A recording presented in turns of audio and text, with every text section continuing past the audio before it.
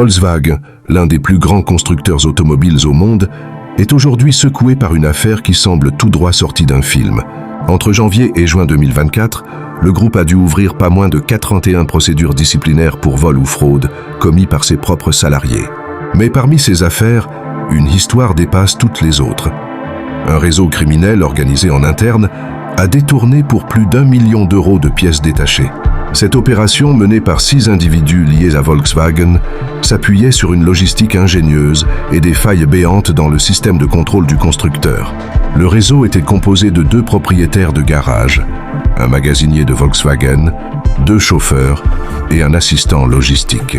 Les garages en Pologne et en Russie servaient de plaques tournantes pour identifier les pièces nécessaires à leurs activités. Une fois les commandes passées, le magasinier en poste au centre logistique de Harves, en Basse-Saxe, s'occupait de charger les pièces sur des camions censés approvisionner l'usine de Braunschweig. Mais en route, les chauffeurs faisaient un détour pour transférer la marchandise sur un autre camion, sous la supervision d'un complice. Au total, 13 trajets de ce type ont été organisés, détournant des centaines de pièces. Ce système, bien rodé, a longtemps échappé aux contrôles internes de Volkswagen, mettant en lumière des lacunes dans la surveillance de ses opérations logistiques. Lorsque l'affaire a été portée devant le tribunal régional de Braunschweig, les aveux des accusés ont confirmé toute l'ampleur de ce réseau. Les sanctions n'ont pas tardé à tomber.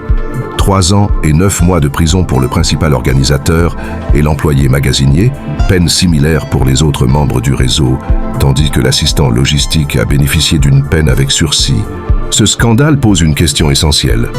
Comment une entreprise de l'envergure de Volkswagen peut-elle être victime de tels détournements en interne? Si les accusés ont été punis, les failles dans les contrôles internes ont été un facteur clé de cette affaire. Ce type d'incident peut sérieusement ternir l'image d'un constructeur déjà confronté à de nombreux défis, tant en interne qu'externe.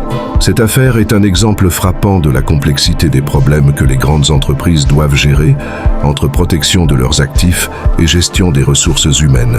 Mais pour Volkswagen, c'est un nouveau coup dur qui soulève des questions sur ses capacités à prévenir ce genre de scandale à l'avenir.